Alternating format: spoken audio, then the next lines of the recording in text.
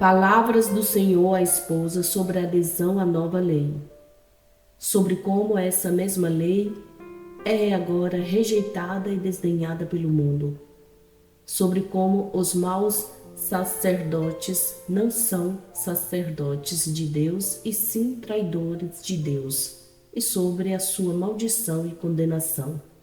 Capítulo 47. Eu sou o Deus que em um tempo fui chamado de o Deus de Abraão, o Deus de Isaque, o Deus de Jacó. Eu sou o Deus que deu a lei a Moisés. Esta lei era como uma vestimenta. Assim como uma gestante prepara o enxoval de seu bebê, Deus também preparou a lei, que foi como a vestimenta, sombra e sinal das coisas por vir. Eu me vesti e me envolvi a mim mesmo com as vestes da nova lei. À medida que o menino cresce, suas roupas são substituídas por outras novas. Da mesma forma, quando as vestimentas da lei antiga estavam a ponto de ser abandonadas, eu me vesti com a nova roupa, ou seja, com a nova lei, e a dei a todos que quisessem ter a mim e as minhas vestes. Esta roupa não é muito apertada, nem difícil de vestir, mas é bem proporcionada em todas as partes. Não obriga as pessoas a jejuar ou a trabalhar demais, nem a matar-se, nem a fazer nada que esteja além dos limites de suas possibilidades. Mas ela é benéfica para a alma e conduz à moderação e mortificação do corpo. Pois, quando o corpo adere demais ao pecado, o pecado o consome. Duas coisas podem ser encontradas na nova lei.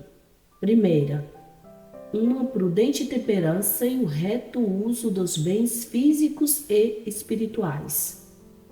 Segunda, uma grande facilidade para manter-se na lei, pelo fato de que uma pessoa que não pode manter-se em um estado pode permanecer em outro. Nela, pode-se ver que a pessoa que não conseguia viver o celibato podia, porém, viver um matrimônio honrado. Podia levantar outra vez e prosseguir. Entretanto, agora, minha lei é rejeitada e menosprezada. As pessoas dizem que a lei é muito rígida, pesada e sem atrativos. Eles a chamam de rígida, porque nos ordena a nos contentarmos somente com aquilo que é necessário e evitar o que é supérfluo. Porém, eles querem ter tudo além do razoável e mais do que o corpo pode suportar, como se fossem animais. É por isso que ela lhes parece ser muito rígida ou rigorosa.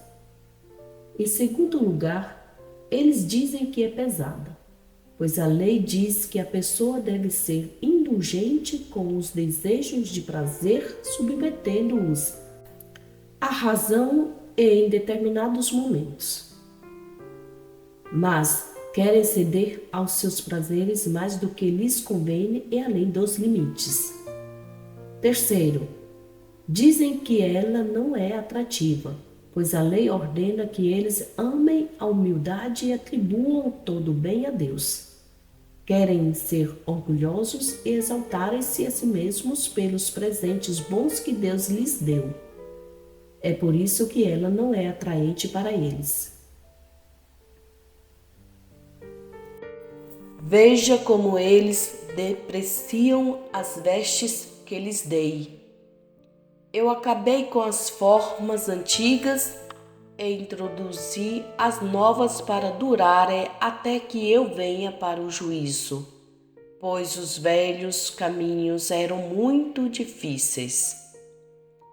Porém, eles afrontosamente descartaram as vestimentas com as quais eu cobri a alma, ou seja, uma fé ortodoxa. Além de tudo isso, somaram pecado sobre pecado, porque também querem me trair. Davi não disse no Salmo: aquele que comeu de meu pão tramou a traição contra mim? Quero que percebas duas coisas nessas palavras. Primeiro, ele não diz trama, mas tramou, como se fosse algo já passado. Segundo, ele aponta somente para um homem como traidor. Da mesma forma, eu digo que são aqueles que no presente me traem, não aqueles que foram ou serão, mas aqueles que ainda estão vivos. Também digo que não se trata de apenas uma pessoa, mas de muitas. Mas tu deves me perguntar: não há dois tipos de pão, aquele invisível e espiritual, do qual os anjos e os santos vivem, e o outro que pertence à terra, pelo qual os homens se alimentam? Mas se os anjos e os santos não desejam nada que não esteja de acordo com a tua vontade, e os homens não podem fazer nada que tu não aceites, como então podem te trair? Na presença de minha corte celestial, que sabe e vê todas as coisas em mim, eu respondo por teu bem, de forma que possas compreender. De fato, há dois tipos de pão. Um é aquele dos anjos, que comem meu pão no meu reino e são preenchidos com a minha glória indescritível. Eles não me traem, pois não querem nada que não seja aquilo que eu quero. Mas aqueles que comem meu pão no altar me traem. Eu sou verdadeiramente este pão. É possível perceber três coisas nesse pão: a forma, o sabor e a circularidade. De fato, eu sou esse pão, e como tal, tenho três coisas em mim: sabor, forma e circularidade. Sabor, porque tudo é insípido, insubstancial e carente de sentido sem mim.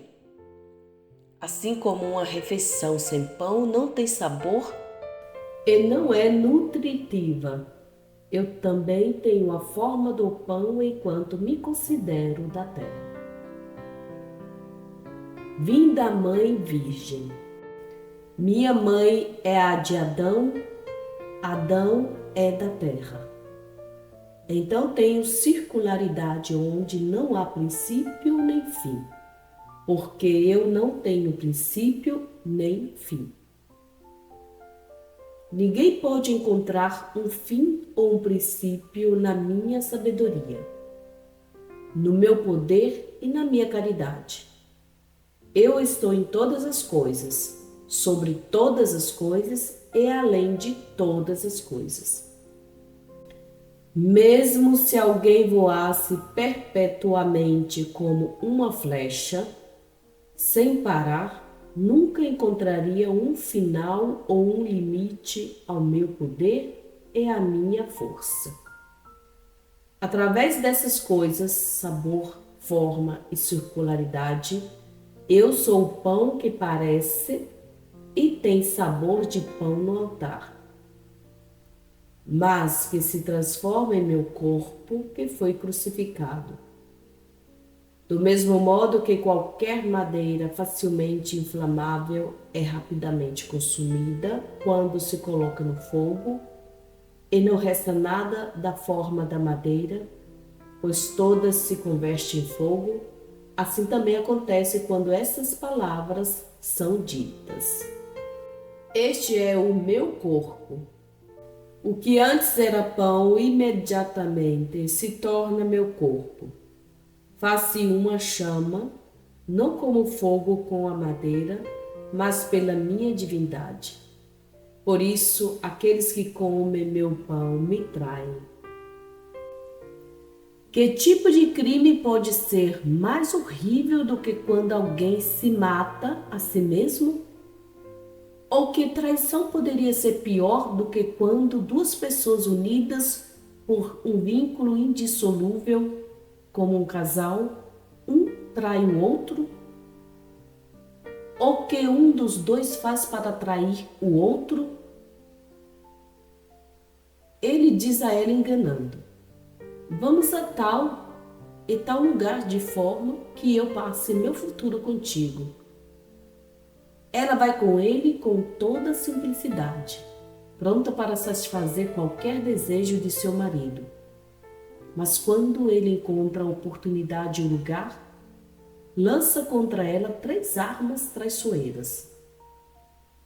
Ou utiliza algo suficientemente pesado para matá-la com um único golpe. Ou afiado o suficiente para cortar exatamente seus órgãos vitais, ou algo asfixiante que sufoca diretamente nela o espírito de vida. Então, quando ela morre, o traidor pensa consigo mesmo: agora eu fiz mal. Se meu crime for descoberto e tornar-se público, serei condenado à morte. Então, ele leva o corpo da mulher em um lugar escondido, de forma que seu pecado não seja descoberto. Esta é a forma com que sou tratado pelos meus sacerdotes, que são meus traidores, pois eles e eu estamos ligados por um só vínculo quando eles tomam o pão. E pronunciando as palavras, o transformam em meu verdadeiro corpo que recebi da Virgem. Nenhum dos anjos pode fazer isto. Eu dei somente aos sacerdotes essa dignidade e os selecionei dentre as mais altas ordens. Mas eles me tratam como traidores. Fazem uma cara feliz e complacente para mim e me levam a um local escondido onde possam me trair. Estes sacerdotes fazem cara de felicidade aparentando ser bons e simples. Eles me levam a uma câmara escondida quando se aproximam do altar. Ali eu sou como a noiva ou a recém-casada, disposta a realizar todos os seus desejos e, em vez disso, eles me atraiçoam. Primeiro, me batem com algo pesado quando o ofício divino que recitam para mim se torna triste e pesado para eles. De bom grado diriam sem palavras para o bem do mundo do que uma só em minha honra.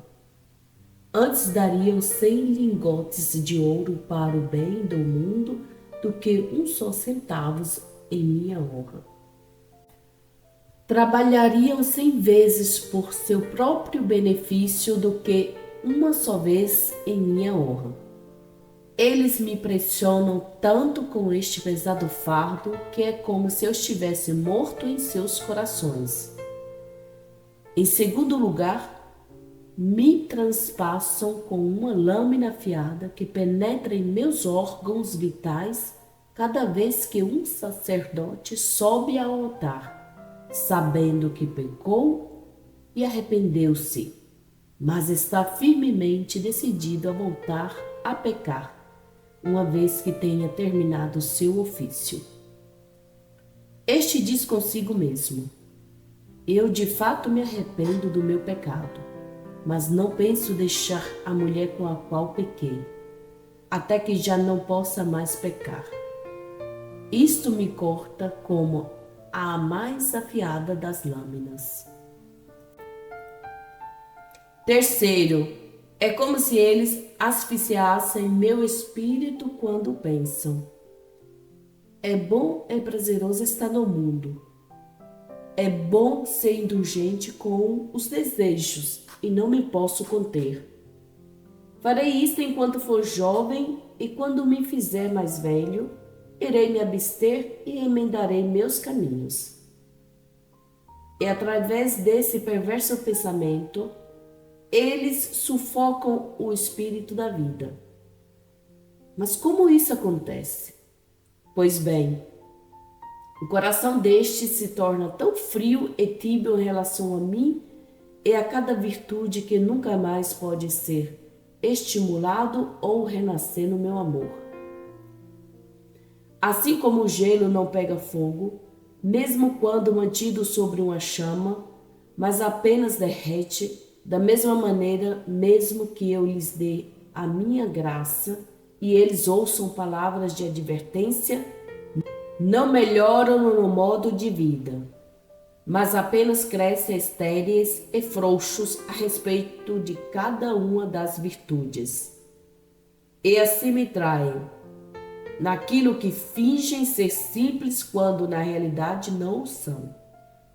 E ficam tristes e desgostosos na hora de dar-me a glória, em vez de regozijar-se e também naquilo que pretendem pecar e continuam pecando até o final.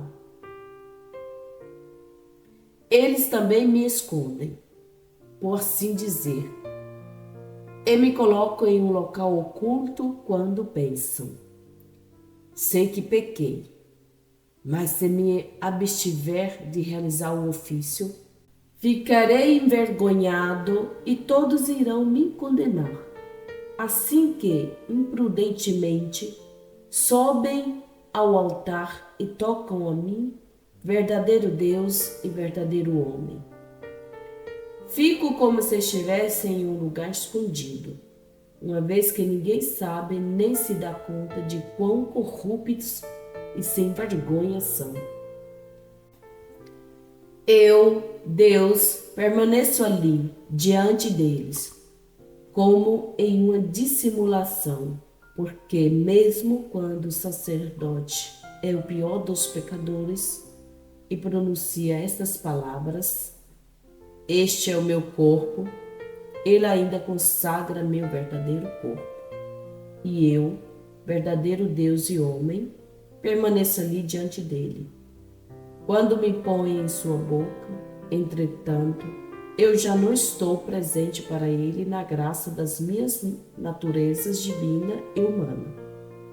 Só resta para ele a forma e o sabor do pão, não porque eu não esteja realmente presente para os maus, como para os bons, devido à instituição do sacramento, mas porque os bons e os maus não o recebem com o mesmo efeito. Olhe, estes sacerdotes não são meus sacerdotes, e sim, na realidade, meus traidores. Eles também me vendem e me traem como Judas.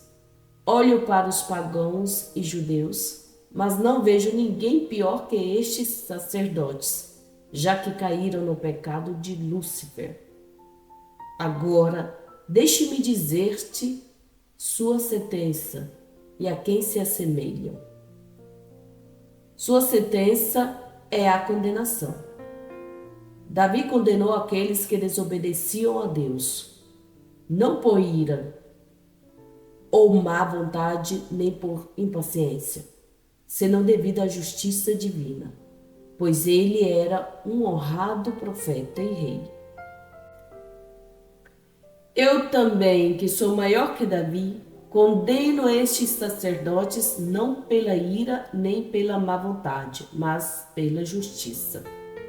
Maldito seja tudo o que retiram da terra para seu próprio proveito, pois eles não louvam o seu Deus e Criador que lhes deu essas coisas. Maldito seja o alimento e a bebida que entre em suas bocas e que alimenta seus corpos para que se convertam em alimento dos vermes e destinem suas almas ao inferno. Malditos sejam seus corpos que se levantarão novamente no inferno para ser queimados eternamente. Malditos sejam os anos de suas vidas inúteis. Maldita seja sua primeira hora no inferno, que nunca terminará. Malditos sejam por seus olhos que viram a luz do céu. Malditos sejam por seus ouvidos que ouviram minhas palavras e permaneceram indiferentes. Malditos sejam por seu paladar, pelo qual experimentaram meus manjares. Malditos sejam por seu tato, pelo qual me tocaram. Malditos sejam por seu olfato, pelo qual sentiram aromas agradáveis e se descuidaram de mim, que sou o mais agradável de todos. Agora, como são exatamente amaldiçoados? Pois bem, sua visão está amaldiçoada porque não desfrutará da visão de Deus em si, mas apenas verão sombras e os castigos do inferno. Seus ouvidos estão amaldiçoados porque não ouvirão minhas palavras, senão somente o clamor e os horrores do inferno. Seu paladar está amaldiçoado porque não experimentarão os bens e o gozo eternos, mas sim a amargura eterna. Seu tato está amaldiçoado porque não conseguirão tocar-me, senão somente o fogo perpétuo. Seu olfato está amaldiçoado, porque não sentirão esse doce perfume do meu reino, que supera todas as essências. Mas terão apenas o fedor do inferno, que é mais amargo do que a bilis e pior que o enxofre. Sejam malditos pela terra e o céu e por todas as bestas. Essas criaturas obedecem e glorificam a Deus, enquanto que eles o evitaram. Por isso eu prometo pela verdade, eu que sou a verdade, que se eles morrem assim, com essa disposição, nem meu amor nem minha virtude os cobrirá. Ao contrário, serão condenados para sempre.